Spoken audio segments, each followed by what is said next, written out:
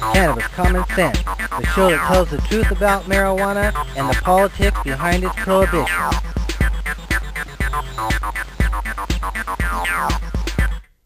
Hello and welcome to another exciting edition of Cannabis Common Sense.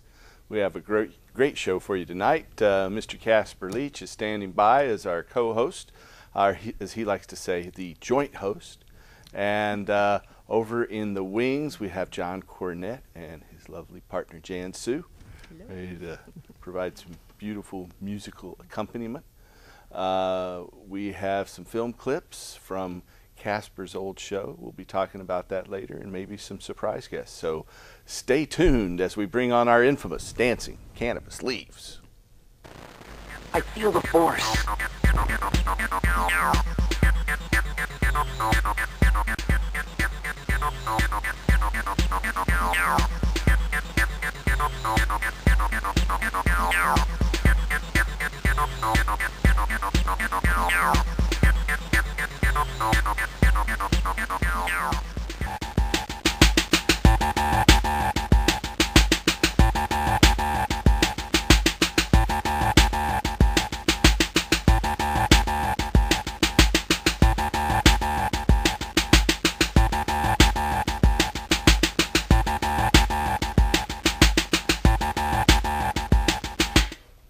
And now, Mr. John Cornett and Jan Sue with some more original music for Cannabis Common Sense.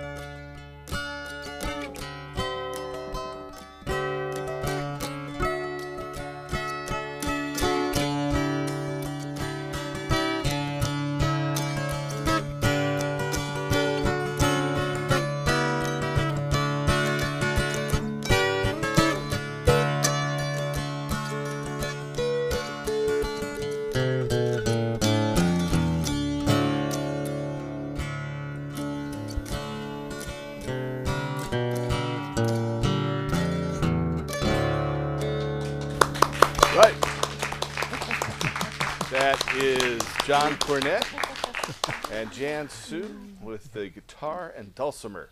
Yes. Having a dulcimer. That's right. It's great. Thank Thank you, you, sir. folks. Thank you. We are taking your phone calls tonight. If you have a question or comment for us, call us at that number there on your screen. It's 503-288-4448. John and Jansu will be back here at the end of the show. I'd like to welcome Mr. Casper Lee. Thank you so much. How are you, Casper? Fine, thank you. It has been fun having you every week on the show of Time for Hemp. Yeah. And every Thursday. And vice versa. Thank you. Good to have you every week here on Cannabis Common Sense here. Well, it's a great way of making a world of friends. And together, you and I have been able to embrace so many people around the world with our productions. And it has been an honor to be used as a tool to help raise the voice of the marijuana movement.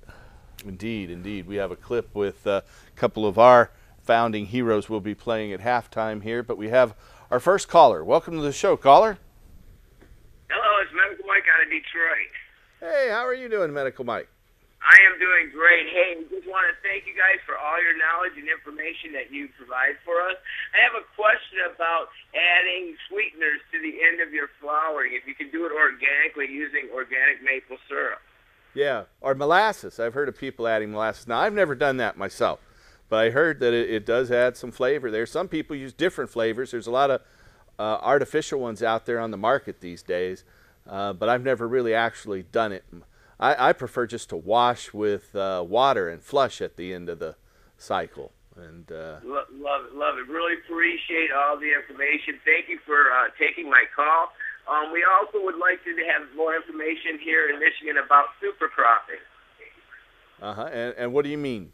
Well, a lot of people want to know if it's true that if you take the top of your plant and lower it below the lower branch, that all of your branches will come up as tops. Oh, yeah. You know, what I always do is I take my plant, and in its final transplant, I put it at about 50 to 65 degree angle, a little bit more than 45 degrees. Then all of the side branches turn into what I like to call the candelabra, and you get all those side branches become tops. Love it, great. Thank you and very much. I gotta say, I've seen his garden, and his garden is gorgeous. It's fun to walk through. Love it. Really appreciate all the information out there. Organic is the way we prefer it in Detroit, and I'd love to have you on my show if you get the chance. All right. Well, thank you, Mike. Thanks for calling. We don't get a lot of calls from Michigan, but thanks for giving us a ring. Not a problem. Detroit's in the house. Thank you. All right. If you have a question for us tonight, you can call us at 503-288-4448. That's 503-288-4448. So, you've been doing your show, Time for Hemp, originally as a video project did it start in 91? Yeah, it was just supposed to be a commercial thing. Jack Hare and Chris Conrad and Dennis Perrone and Dr. Todd McCurry and a whole bunch of other really hardworking activists who'd been at it for a long time before I was even hired on. We're working on the California Hemp Initiative, and they were trying like heck to get their message out, but they were fighting against the Partnership for a Drug-Free America, who had a huge treasure chest for all that kinds of advertising. So I suggested I put together a quick little video series. I had them on as guests, and then once it airs on community cable, boom, it's public domain. We can take the video and the sound bites from the audio and use it for our radio and TV ads. And Jack said, go do it. And I did. And that's what started it. So you did that in 91. Did it carry over into 92? It did. And I tried to get the series out completely, but then the cost of editing was astronomical. And at the time, there was a lot of people who were absolutely afraid of the word marijuana or the word hemp. So many of the interviews that I did not get released, but now they are soon to be through Cannabis Common Sense. We are going through that archive, and we have an interview you did with Jack Hare and Captain Ed Adair that we'll be playing here a little bit later. Two amazing people. Indeed. They both have passed and didn't live to see cannabis legalization. I hope all of you out there watching tonight get to see that. These were the people who hired me. I mean, Jack Hare wanted me to come on, and I kept pushing away from the situation, and it didn't seem like it would be something I'd be interested in. And then finally, you were converted. When I met Captain Ed, and Captain Ed talked to me, he's such a mellow spirit, such a gentle guy, and such a bright mind. All I could do was say, absolutely, I'm part of the office now. All right, we have another caller. Welcome to the show, caller. Hi, are you there? We are here. I was wondering how you thought all the TV shows that they're having, like that thing that was on the Discovery Channel last night, the Weed Wars, and all of these TV shows that are making it look like that people growing their medical marijuana are making millions.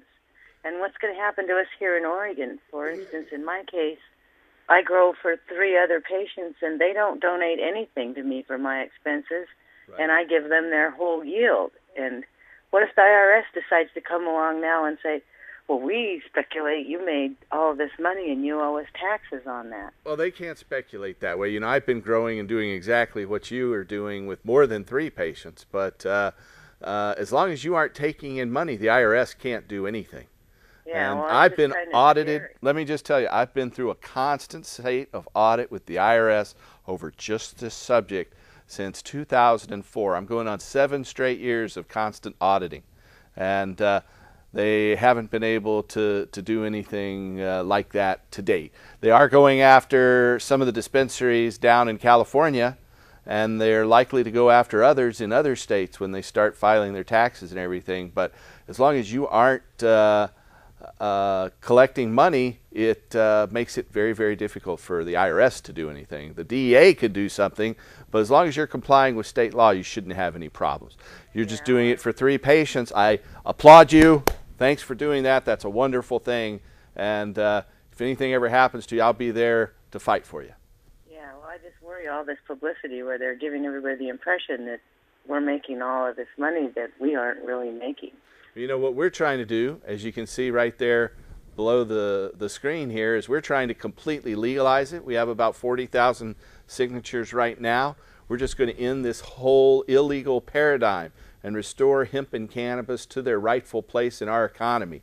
So we urge you to help us in gathering those signatures. And anyone out there, go to that website, and that's going to make all the difference. We're just going to legalize this and end the hypocrisy, and you know, the price will come down, but the stuff grows on trees. It should come down, especially for patients. Yeah. Okay, well, thanks. All right, thanks. Thanks for calling, sharing your concerns.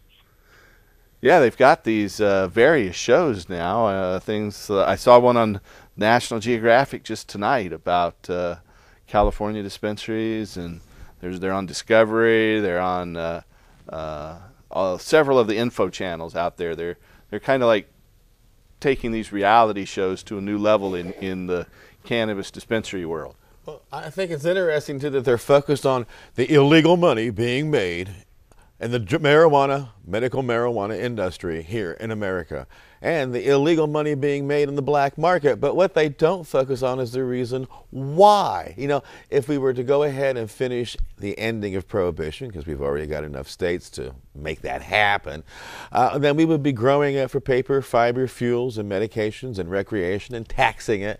And instead of focusing on the amount of money being made illegally by the growers here in America and overseas, which is really a small amount compared to what would be grown legally, we would be solving so many problems economically that our country faces. So I think those people who are trying to shut down these industries are just a handful of putz. I agree. We have another caller. Welcome to the show, caller.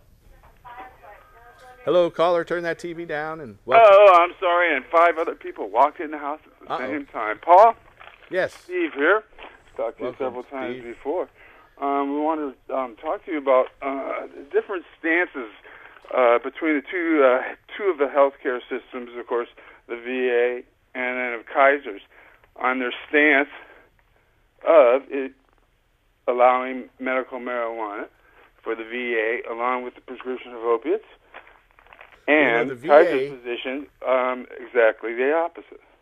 The VA came in with a ruling recently, just about a year ago, that as long as you live in a state with the medical marijuana law and you're complying with your state's medical marijuana law, then the VA hospital system will cooperate with you and won't kick you off of those pain contracts that they have to drug test people to make certain that they're not getting drugs outside of their pain contract. And so The VA has gone from an adversarial position to medical marijuana to actually supporting medical marijuana. But Kaiser, you know, it's really up to the physician, both in the VA system and in Kaiser's system.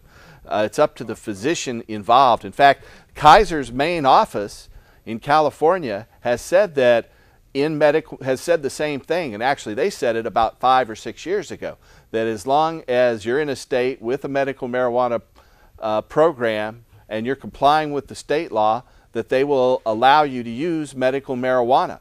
And so if you are dealing with a Kaiser doctor that won't allow you to do that, you should ask to see their supervisor or see another doctor, because it's solely at the discretion of the Kaiser physician to policy right in front of me. As a matter of fact, I had a 2-hour meeting recently with a Kaiser person dealing with this subject, the exact subject of how they're going to cut you off, and what the VA stance is, and what Kaiser's stance is, how they came to it. Now, well, you know, you Kaiser's should go an evidence-based medicine. It's an evidence-based medicine healthcare system. Now, they're saying there's no evidence for it. Well, you know, they should check out their own hospital's directive from back in 2005, and you can look that up on the internet too. You know, Kaiser actually did the largest epidemiological study on cannabis use in the history of science. They did it with 130,000 participants, 60,000 marijuana users and 70,000 non-users, and they found that the only thing that cannabis causes more of is bronchitis or a cough. And so there's evidence just this week. University of California at San Francisco came out with their study saying that cannabis helps wean chronic pain patients off of narcotics, and it helps with chronic pain. So there are more and more studies every day. So I just recommend you go out there and pull those studies and go in there and show them to them, you know, and give them citations, and they're going to have to look at those studies and realize that they are wrong. Paul, truthfully, I have. In fact, I feel like you're reading out of the same book that I have my research from, because I have all the same studies that you're talking about, and I'm so glad that you can push them out there. Because, like I said, I have their policy. It is up to the doctor, not to Kaiser. Yeah, it's not a hospital policy. The hospital policy supports medical marijuana. Well, yeah, I'm not exactly sure, but then you put in the complexity of the opiate medication for those chronic pain people, or in conjunction with the cannabis. Right. So now, how? And I don't think, as much stuff as I've presented to them, it's not going to do, it hasn't done me, and it's not going to do me any good, depending on the channels I go through, that they will ever change their mind, except I believe that there's a concept that maybe within the next 2 or 3 years, if you can just hold on and hold them off, they're going to change that. Well, I'll tell you, we're going to legalize it here next year. That's what we're trying to do. We're going to see votes in Washington, Colorado, and here in Oregon for full and complete legalization. So in the interim, all you can do is give them the science and lay it out there, and if they don't want to admit that, then you can look for other healthcare providers. I know if you're in the Kaiser system, that's difficult, though. System type situation because of your necessity. Yeah. All right. Well, I want to thank you for calling. I'm sorry about the concern, but that's okay. And you have a good night. You too. Thank you very much. You're welcome. If you have a question or comment for us tonight, give us a call at 503-288-4448. It's 503-288-4448. In a lot of cases, Casper, what they do is these doctors will get these patients addicted to OxyContin, oxycodone, all the different hydrocodone, all the different narcotics and analgesics they have. You know, those things really aren't made to be used for more than a week. If you've used them for more than a week, you become addicted. Okay. And so the doctor's the one who's made the mistake. Then once they've addicted a patient to these drugs, then they label them as a drug seeker. And so then they start to, they've got them in their system, and they try to get them on these pain contracts, and that's what this poor fellow is dealing with. Wow, that's horrendous. It is. We have another caller, though. Welcome to the show, caller. How you doing? Well, how are you? I'm doing good. I have a question. If I see it being legalized in the next year, like you said, do we see this as the government? Would they be better off regulating it as in dispensaries versus home growers? Well, I'll tell you. Can take the, there's 3 different models we're looking at. One in Washington, it's pretty restrictive. It won't allow people to grow at home. Will only be able to possess up to an ounce. It'll put the sales through the state liquor stores. That's a lot better than having it completely illegal, but that's the system there. The system in Colorado is somewhere in between, and the one in here in Oregon, I'm the guy who drafted it and have been working on it for 23 years on the wording of it. So I've written it so anyone can grow their own. The sale of all seeds and starts will remain legal for adults and won't be regulated. The only thing that will be regulated is the sale of the flowers to adults. That'll be limited to people over 21, and the government will tax it and make some money off of it. But the price will go way, way down anyway. It's also going to legalize industrial hemp for fuel, fiber, and food. And that's going to create untold dozens, hundreds, thousands of jobs here in Oregon. So it's coming up, and right now we've got about 40,000 signatures. We need 87,000 signatures to qualify for a vote. We really want to turn in about 130,000, so we need 90,000 more. We're about a third of the way to the ballot. So if you go to that website, you can sign a single signature sheet.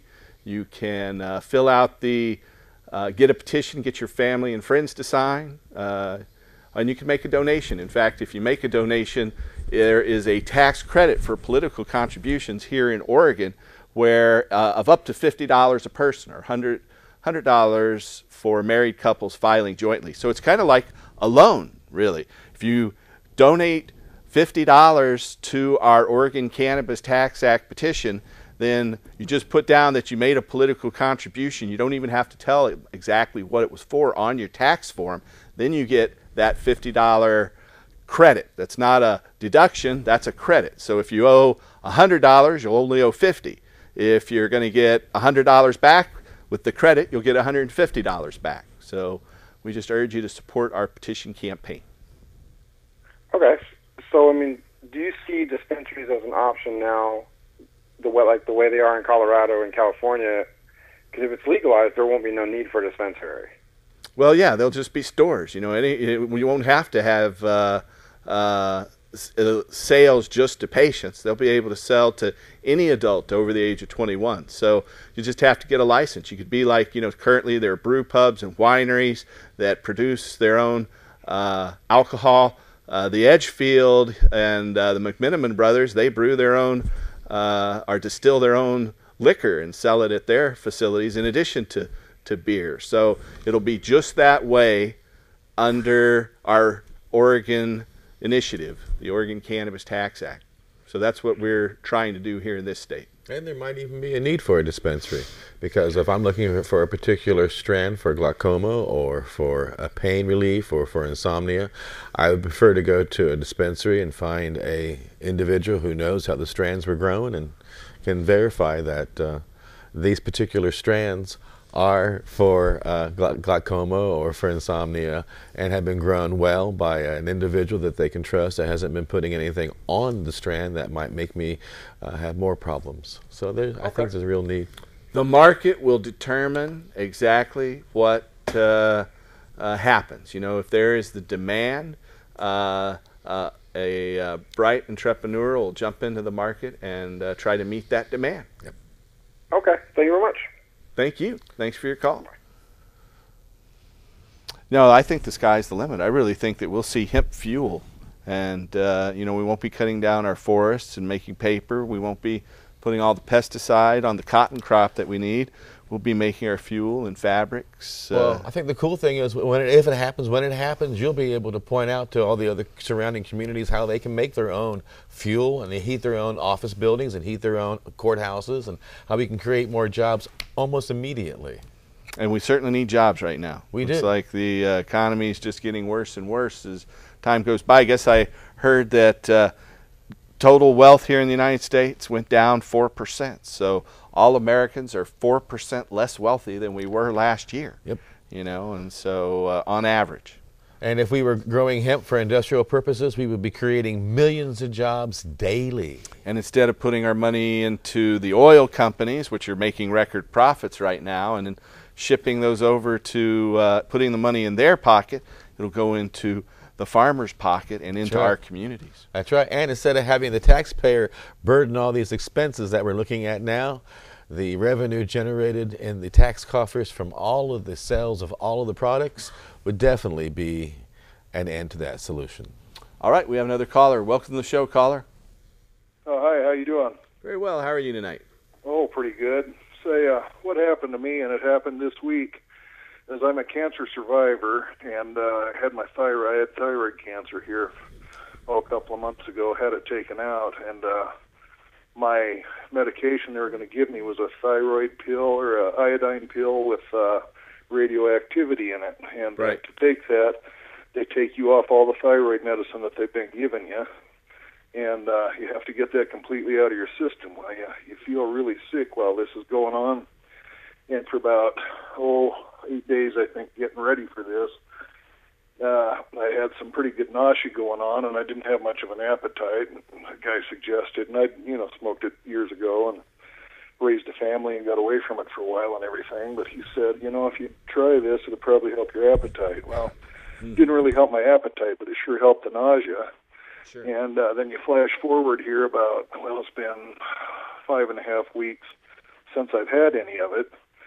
And because once I got to take the medicine again, I was fine, other than I still couldn't eat very well because it tainted the flavor and everything. Sure. But here I am 5.5 weeks down the road, and I had to take a test to get hired at, and I won't name the site because it's a big thing here in Oregon. And anyway, I tested for traces of it 5.5 weeks later, and now I've been run off the job. That's terrible. I'm sorry to hear that. Can you ask them to retest you or anything along those lines now that it's been longer? Yeah, well, they have one repercussion you can take to it, and now I have to go to a counselor, get evaluated, and then if he deems it necessary, or not necessary, but prudent enough to where I can retest and that I don't have a problem with it, I can come back and go through this company again and then retest, provided I test negative to the substance, then I got a chance of getting back on. But if it isn't out of my system at that time, then I'm banned for ever working for this company ever again. And I'm a union member, and I actually got Assistant Scoutmaster of the Year here 2 years ago. So, and I wasn't anywhere around the stuff at that time. So, did you talk to your union about helping you in this matter?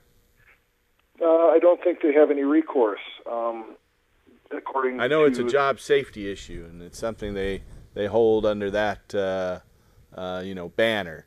The best thing that can possibly happen, of course, is for us to just completely legalize that and end this hypocrisy.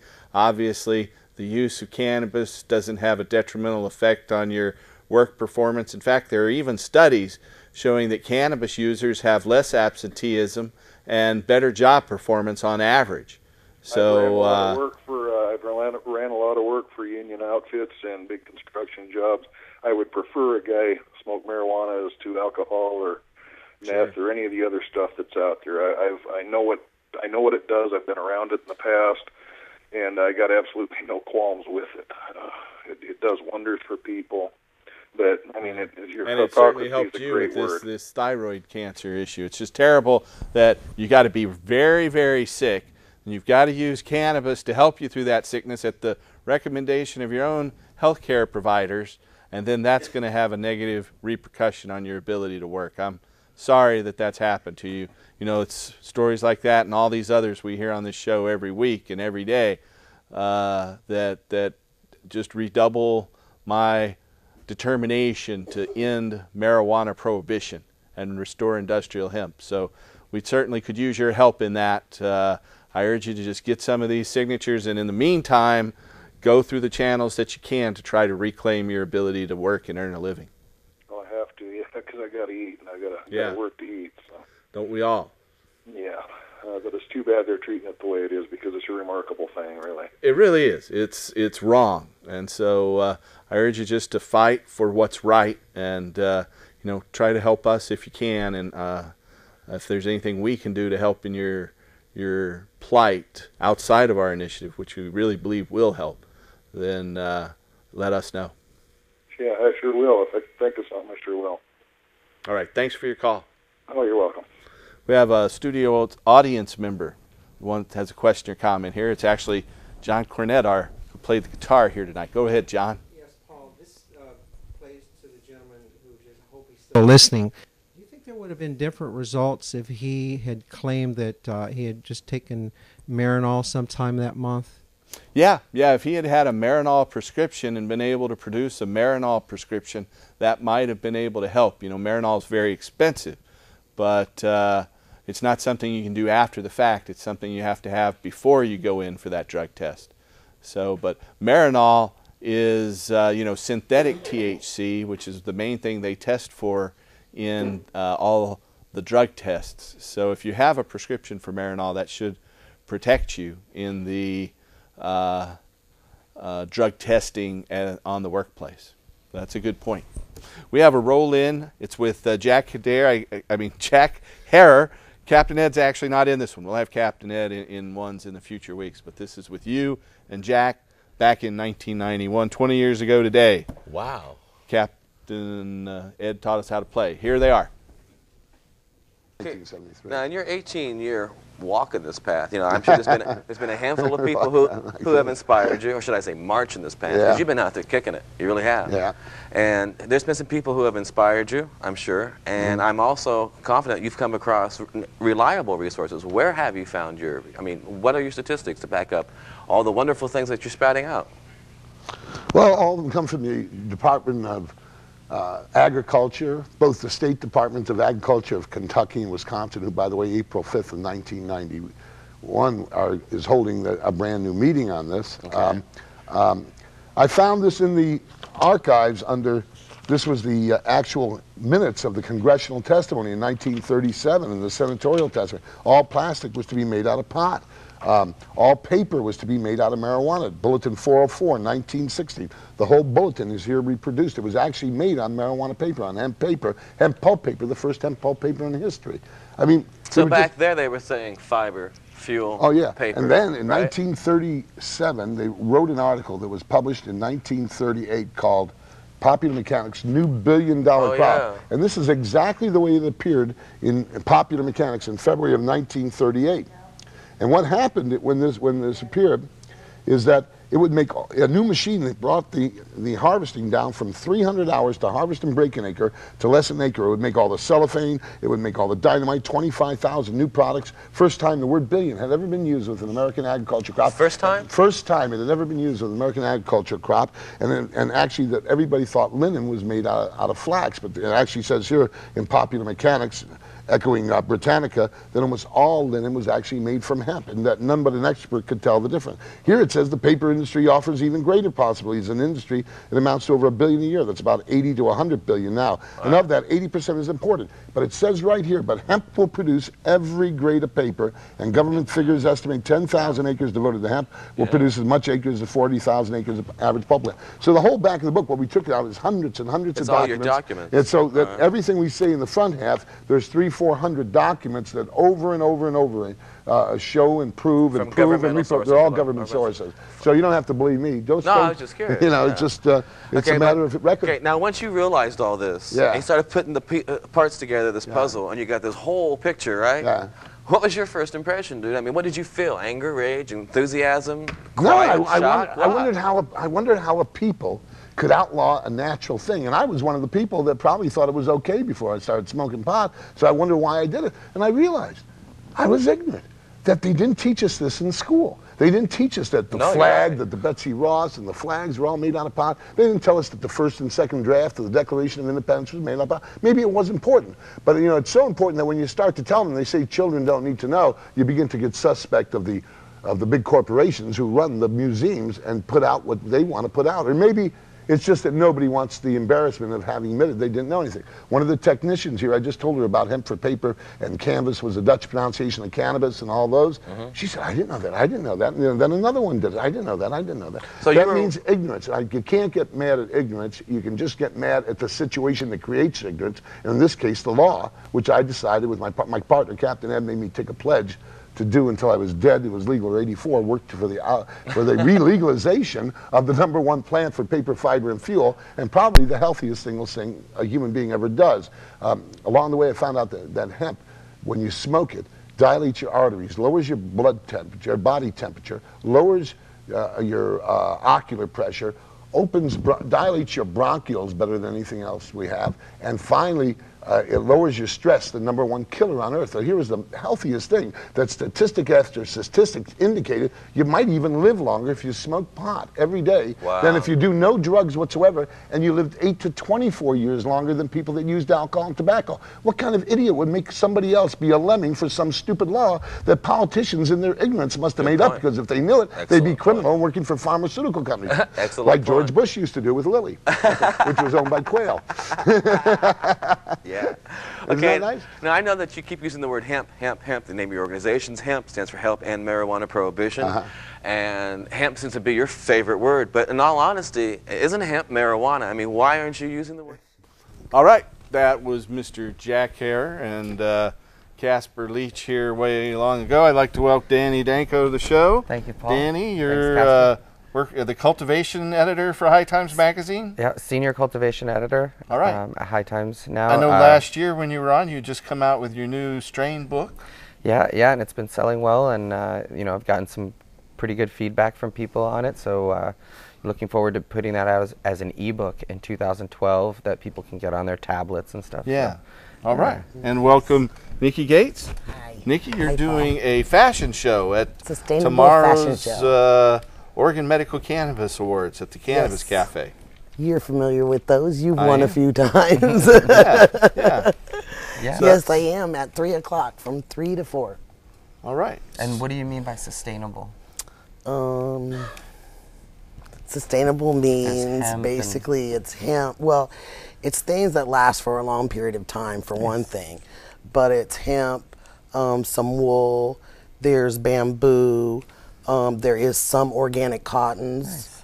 It's going to be a really neat show, yeah. We're going to incorporate each year of the OMCAs into it with their hemp T-shirts from every year prior. So it's going to be a pretty neat show. So is this, what, the 10th year? 10th year of the Oregon Medical Cannabis Awards. Well, here's the poster. We'll get very exciting. It's a beautiful poster. Close in on that. So what are the hours on that? It's open to the public from 10 to 5. And that's when we're going to have the fashion show, and Danny's going to have a grow seminar. And we're going to have an edible show, and we're going to have a bunch of different things. So it's open. A legal seminar. A legal seminar. So it's going to be open to the public from 10 to 5. And what is the address that that's at? Address is 322, and it's on 82nd at the world famous Cannabis Cafe. Nice. All right. Nice. All right. We have a caller who's been standing by. Welcome to the show, caller. Oh, they didn't stand by long enough. Must have been a government office. You never know. So if you're out there and you have a question or comment for us tonight, give us a call at 503-288-4448. So, Danny, what are you going to be talking about tomorrow? Or you going to give us a little preview here this evening? Well, I think a lot of it, the seminar is entitled More Root, More Fruit. So it's about growing bigger plants because of plant limits and certain restrictions that we're under right now, and also even just because I think it gets the full potential out of that plant rather than just letting it vegetate for a week or two and flowering it out. You actually let it have its full vegetative cycle of a month or longer, let it build up a root system, and then flower it at that point when you can actually get a good harvest from each plant. Do you recommend the use of mycorrhizal enzymes to promote nutrient uptake by the plant? Those are friendly bugs to put in the soil that make the nutrients break down. Yeah, that's beneficial bacteria, and if you have a living soil, if you're using organic mixes and stuff, then it's perfect. If you're doing hydroponics, not so much, depending on what system and style you're using, but I definitely prefer a living soil with those mycorrhizae to help break down nutrients. Me too. We have another caller. Welcome to the show, caller. Yeah, hi. Hi. I was wondering by any chance if anybody knew what happened to Dr. Dover. You know, I know that the Oregon Medical Board wrongfully, in my opinion, took his medical license, and I'm not sure where he has gone to recently. I haven't heard anything since that happened from him directly. You're not the first person to inquire. You're the first person to call in and ask. He's been a guest on our show a couple times in the past, but I'm not sure what's happened to him since the Oregon Medical Board wrongly took his license because he wouldn't, kowtow to their insolence, really. Right, I was completely aware of that and agree with you. I think the one thing that I did find interesting, though, that my wife was a patient of his, and you know how, I mean, there has been no way to even get her medical records. I mean, it was like when they locked him down, he didn't, you got like 90 days to get your records, nothing. I have a barber who is not a medical marijuana patient, but she is also in the same situation. She's been trying to figure out where he's gone and how to access him, but I unfortunately I can't answer that question. Maybe one of our viewers out there might know and can call and let us know. Oh, good deal. Well, thank you so much. I appreciate it. Thank you. Thank you. So we have a couple other little items here. Maybe I get camera 2 to close in right over here. This is a new addition to our Oregon medical, or it's not Oregon, it's our antique medical marijuana medicine collection. We have about 200 different pieces.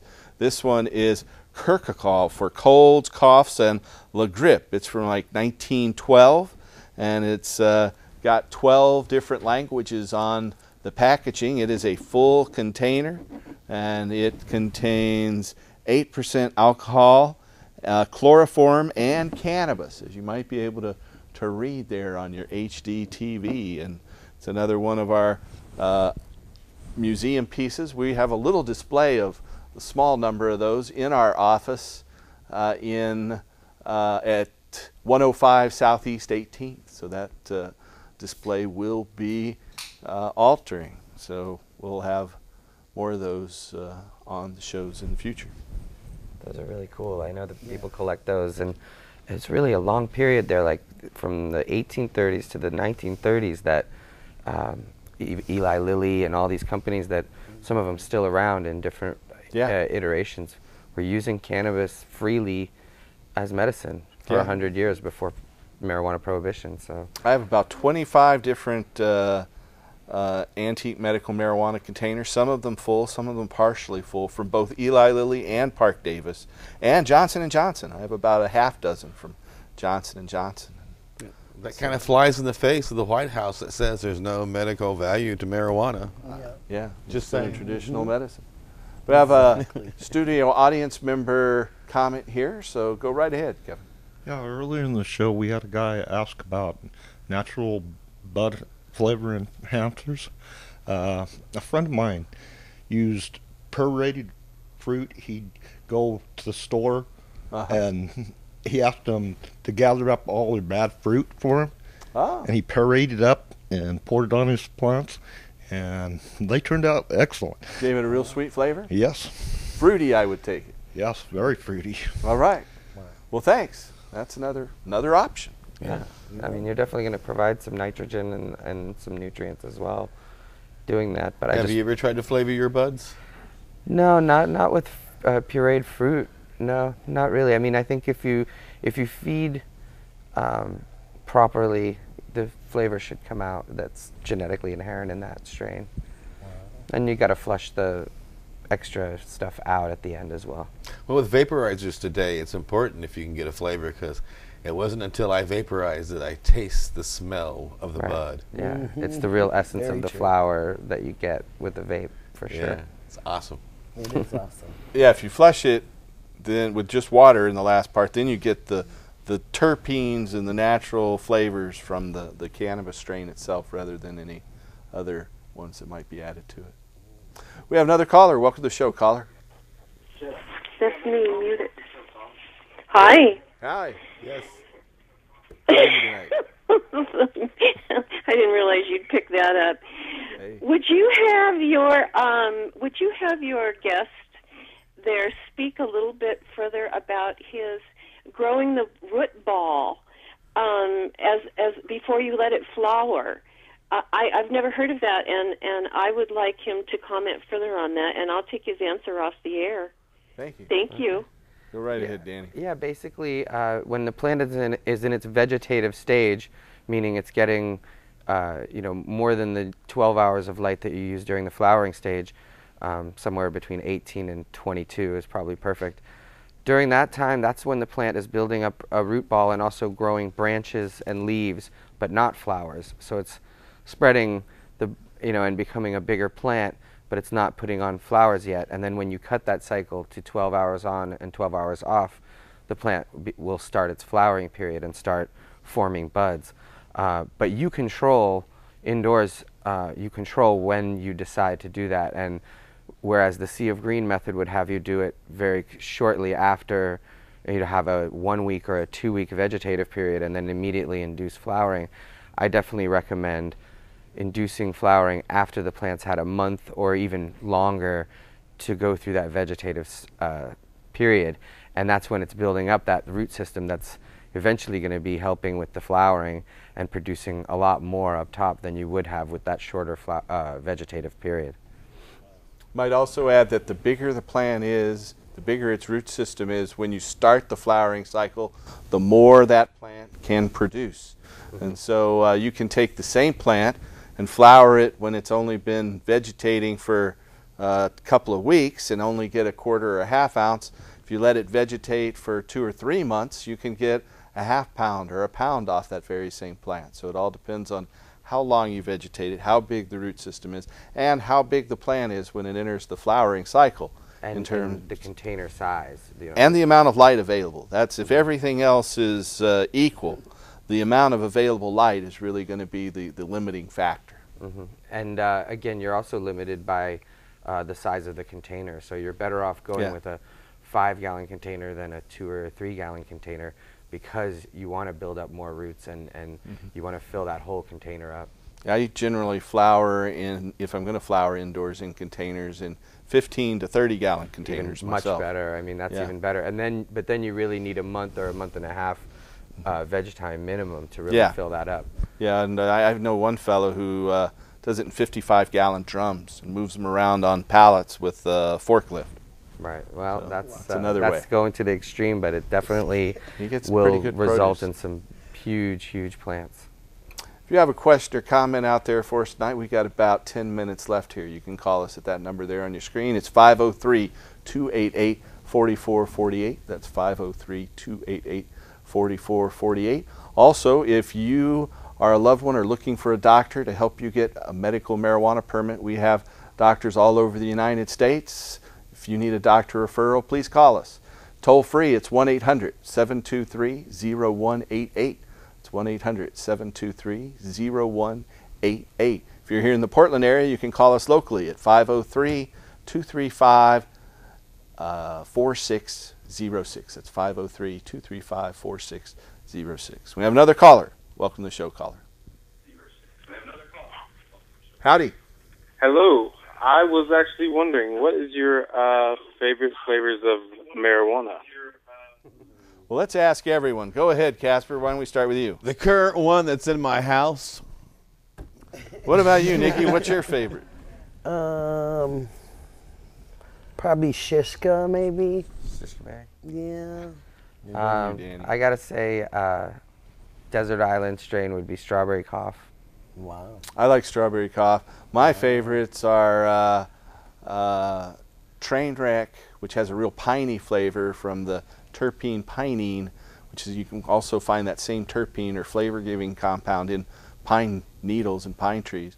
And then Lemon Pledge, which has limonene, and that's also found in lemons. So the terpenes that give cannabis their flavor are found in several other plants. There's a lot of different terpenes that are available in cannabis, but they're primarily responsible for the flavors. What's your favorite? I have had the strawberry cough, and that is very nice too. And yeah, I was at the last hemp festival we had here in Oregon the last 2 years, and it's great. Keep that going. Legalize, regulate, and educate. All right. Well, thanks for your call. Have a good night. Yeah, we'll have our Hemp Stock Festival. What? You know, he said one, not multiple. That's why I only got to say one. Oh, well, yeah. I would have thrown Lemon Pledge right in there also. I love that Lemon Pledge for sure. Yes. So tell us more about the fashion show. How many fashions are you going to show in the show? Well, I have an abundance of fashion, and I have some great models, and let's see, I actually have the winners from last year from the OMCAs. They're going to model for me. Is it men's fashions too? If I come down there, will yes, I find absolutely shirts and jackets? And you need to come down. It's going to be a really neat thing for the public to see, and I'm really looking forward to it. We've had a lot of great sponsorship. We've had Teresa Stanford has given something for it, and THCF, Herbage Design, the Hempster Stitch. Multiple, and so I'm really looking forward to it. I'm looking forward to doing it and hosting it, so I'm looking very forward to it. And I hope a lot of people will come down and check it out. It's open to the public from 10 a.m. to 5 p.m. And you're speaking at it? I am. I'll be doing a cultivation seminar, and I mean, I definitely would urge anybody who's anywhere near the Portland area to come check it out tomorrow, because it's really quite a place and quite an event. And are you using real plants to demonstrate your techniques? No, I have a PowerPoint presentation that I do, and basically, especially to the lady who asked earlier about the roots, you know, the whole thing is about that sort of growing and encouraging people to produce their own medicine, you know, because there's something I think very healing about just that process as well, going through the cycles. So your fashion show is what time? From 3 p.m. to 4 p.m. And when are you going to be speaking, Danny? About noon to 2:30, I think. Noon so. to 2:30? Yeah. Okay, well, there's the OMCA poster. We have another poster that has been brought in here today. This is a new place opening up. Our former bookkeeper at THCF, also the bookkeeper for, I think, Oregon Normal and the Cannabis Cafe at times, is jumping into the fray with a new business opening up at 37th and Powell. Corner of 37th and Southeast Powell, the greenhouse. I know there's a greenhouse in Amsterdam, isn't there? Yeah. Yeah, that's a coffee shop in Amsterdam. That's one that's won that Cannabis Cup in there. They've swept a lot of them for a number of years. So this is kind of taking that name too. You're a worldly pot smoker, information. Well, this is house with the H-A-U-S. That's how they're spelling it too. Right. See? No, it's different in Amsterdam. That's cool. House. It's house like the English. Yeah. I see. Okay. Well, we have another caller standing by. Welcome to the show, caller. Hi, thanks. How are you all doing tonight? Very well. Just a couple comments. Actually, in passing the Cannabis Tax Act, I'd have to assume that you have a lot of education planned. Certainly. To point out the benefits of cannabis, industrial, medicinal, but I would hope that you wouldn't ignore personal use. Oh, we don't. In fact, we specifically allow personal cultivation, and we don't put in any artificial plant limits or quantities. As long as you're just growing it for yourself, there isn't any restrictions on growing for yourself. There's no license needed, no registration with the government. It's completely private. And we also allow the sales of all seeds and starts outside of a regulated environment. The only thing that we're regulating, as required by international treaty law, is the sale of the flowers and buds, or the drugs. You know, I think that you've taken a lot of time to write that really well, because I think that's exactly as it should be. I just want to be sure that the personal use isn't overlooked, because, you know, a lot of people hear about the medicinal use, and then they hear, and the next thing you know, wink, wink, nudge, nudge, you know, everybody knows that some people use it for personal use, and there's no reason to hide that.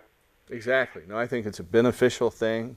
I think it's our Creator's greatest gift to humanity. It's the plant that produces more fuel, more food, more fiber, and more medicine than any other plant. And all archaeologists agree it's among the first plants purposely cultivated back at least 12,000 years ago, and perhaps as much as 40,000 years ago. So to take the plant that was the first crop purposely sown by humans, the plant that produces more fuel, fiber, food, and medicine, and make that one illegal is evil. And so I'm hoping that our Cannabis Tax Act initiative will make the ballot and win at the election. I'm working hard for that, and we could use your support. You can go to that website and print out a single signature sheet, sign it and mail it in to us, or you can print out a 10 signature sheet and get your family and friends to sign it. Then you have to sign the witness box at the bottom too, with the saying that you witnessed all those signatures. And then you can also make a donation and get a $50 tax credit, as I was explaining earlier. I will do that. All right, thank you. Another observation, I think that the time is ripe for you to see if you could go on a local channel like Channel 12 or something, have a morning show. It's a good idea. The time See is what right. they do. Thanks. We're down to just less than 2 minutes, but I appreciate your call. Hey, well, Danny, I want to welcome. Well, thank you. Thanks for coming on. And thank you too, Nikki. It's great to have you on.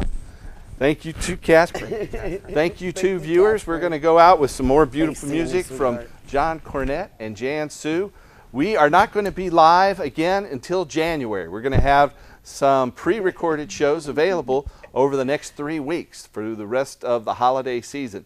But come early January, we'll be back live right here on your local cable channels and the internet. Thanks for watching, and help us restore hemp. Good night. I want to wish Merry Christmas, everybody. everyone Merry Christmas. We're going to do jingle bells. All right. Okay.